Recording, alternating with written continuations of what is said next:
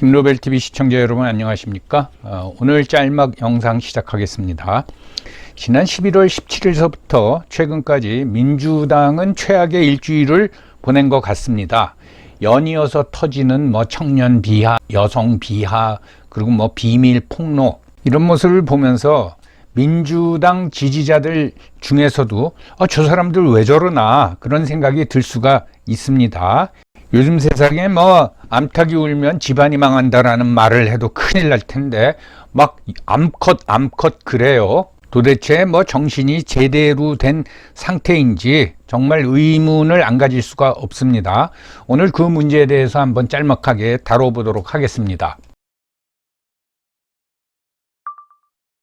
네, SBS 8시 뉴스가 기획한 2017년 대선 주자에게 묻는다 순서입니다. 이재명 성남시장을 초청했습니다. 자, 시장님 안녕하십니까? 네, 감사합니다. 부르주셔서. 네, 나와주셔서 고맙습니다. 네. 만약에 대통령 후보가 되신다면 공약 1호라면 어떤 게 있을까요?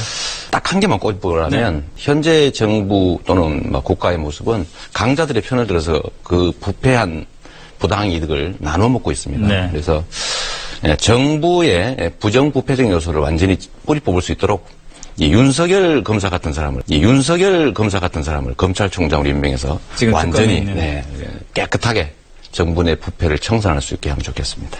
먼저 최강욱 전 의원의 앙컷 발언인데요. 이게 이제 11월 19일 날 민주당 민형배 의원이 출판 기념회를 가졌습니다. 거기서 동물농장 얘기가 나오니까 최강욱 의원이 윤석열 정부는 동물농장이다. 아시다시피 조지 오웰이 쓴 동물농장은 공산주의 전체주의 사회를 비꼰 건데 거기에 빗대어서 윤석열 정부는 동물농장이다 그렇게 발언할 수는 있다고 봅니다. 그래도 대부분의 사람은 이게 무슨 뜻인가 하고 잘 이해를 못했을 거예요. 그런데 거기서 그치지 않고 암컷이 나와서 설치고 있다 이런 발언을 해버렸습니다.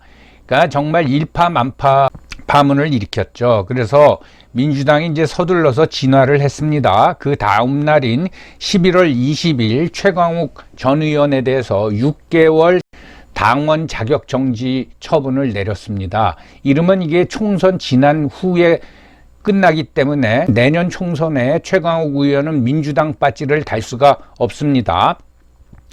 아시다시피 최강욱 의원이 지금 정권에 대해서 굉장히 적개심을 가질만 합니다. 조국 아들한테 가짜 인턴 확인 경력서를 발급해줘서 이것이 최종 판결이 지난 9월에 났지요.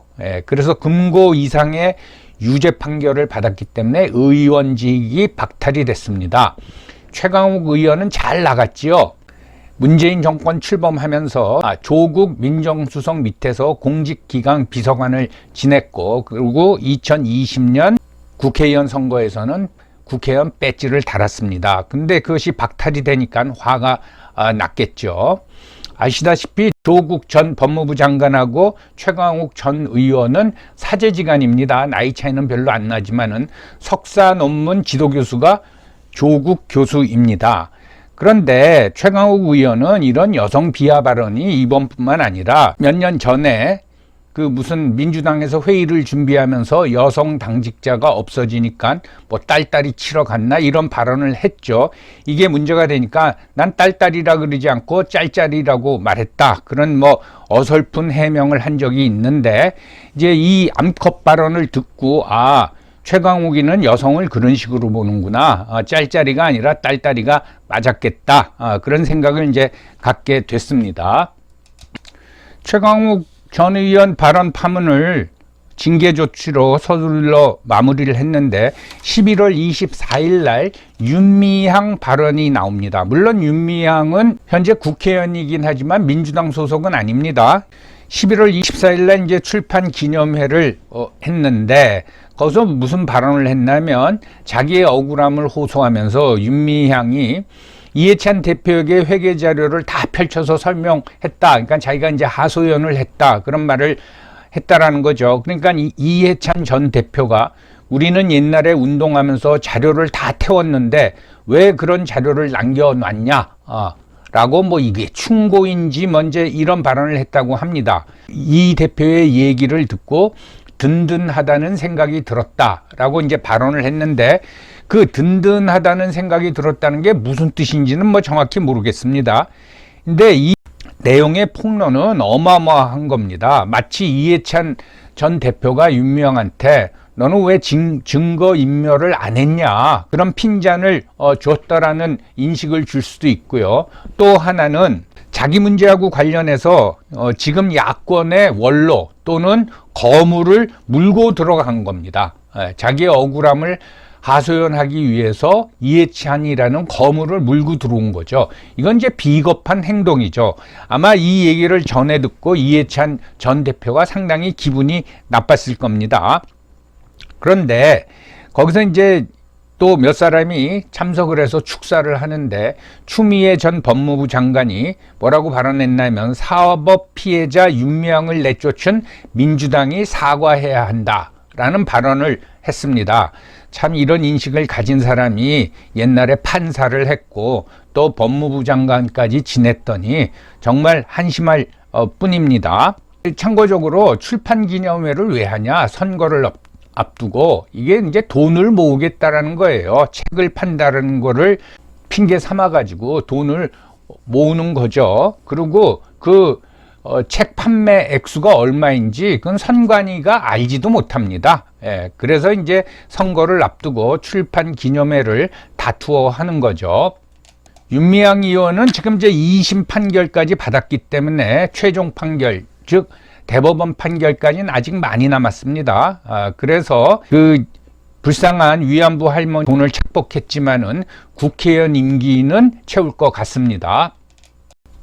이렇게 이제 최강욱 전 의원하고 윤미향 의원의 설화가 터져 나오니까 그 며칠 전에 있었던 민주당의 청년 비하 현수막 사건이 이제 소환이 됐습니다.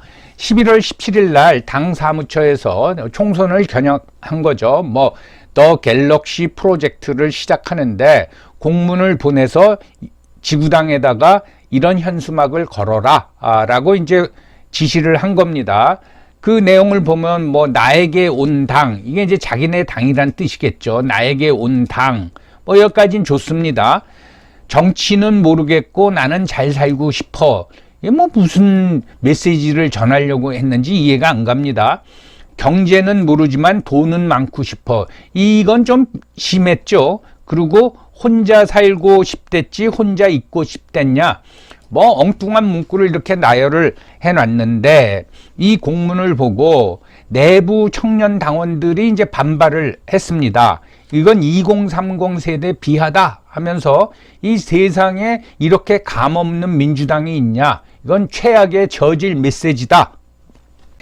청년 세대가 바보냐, 청년은 돈만 많으면 장땡이냐, 정치도 모르는 멍청한 세대냐, 엄청난 비난이 쏟아져 나오니까 민주당에서는 이건 당에서 작성한 것이 아니라 위탁업체의 실수다. 그리고 문구를 삭제한다. 그리고 어떤 문구가 들어갈지는 모르겠습니다.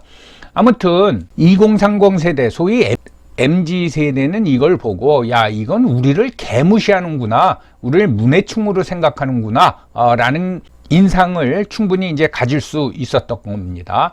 그러니까 11월 17일 날 청년 비하 현수막이 터져 나왔고, 그 다음에 11월 19일 날 최강욱의 암컷 발언이 나왔고, 그리고 11월 24일 윤미향이 자료 운동권 때는 자료 다 태웠는데 너는 왜 회계장부를 가지고 있었냐, 그런 이제 폭로가 나왔습니다. 참 한심하죠. 도저히 일반인의 상식으로는 이해가 안 가는 저런 일들이 왜 내년 총선 5개월을 앞두고 연이어 터지냐. 분명히 뭐 그게 의도적인 건 아닌 것 같습니다. 개인들의 뭐 일탈적인 행동이라고 볼 수도 있지만, 현수막 사건 같은 건 개인이 아니죠. 당 사무처에서 이제 지시한 거니까. 근원적으로 보면 이게 어떤 그 민주당 인사들의 머릿속에 운동권식 발상이 아직 남아있고, 그 다음에 유아 독전식 인식을 가지고 있기 때문입니다. 이걸 먼저 말씀을 드리면은, 운동권식 발상하고 유아 독전식 인식은 뭐냐면 나는 무조건 옳다라는 겁니다.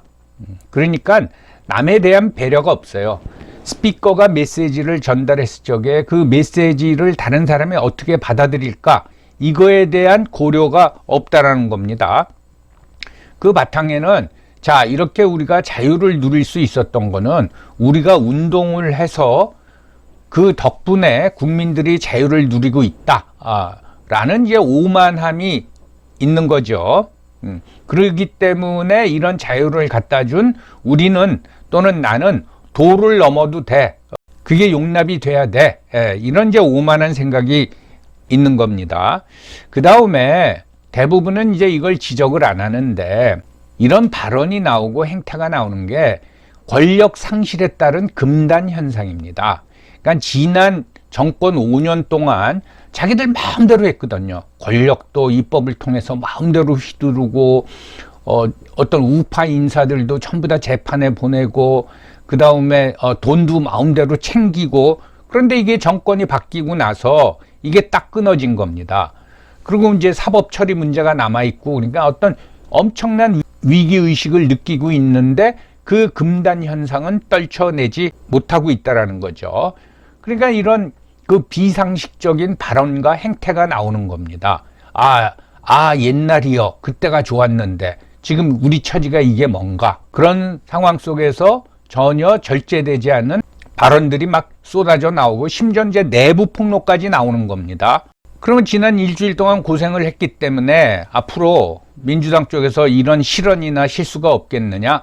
저는 계속 나올 거로 봅니다. 왜? 금단 현상이기 때문에 이건 참을 수가 없는 겁니다. 그냥 막 쏟아 내버리는 거죠. 그런데 문제는 여러분 잔매에는 장사가 없습니다. 우리나라 정치권을 제가 그동안 관찰한 결과 내린 결론은 정치권에는 한 방에 보내는 게 없어요.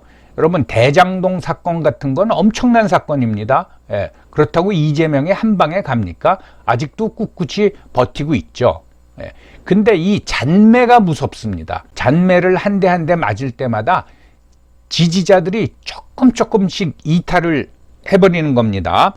그래서 이런 연이은 실언과 실수는 어떤 이재명 사법 리스크보다 민주당에 더 위험하다고 저는 봅니다. 그런데 이걸 제어할 수 있는 방법이 있냐? 다시 말씀드리면은 제어를 못하죠.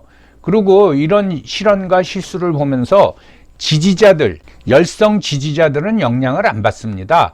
그렇지만은 중도층이 점점 등을 돌리기 시작하는 거죠.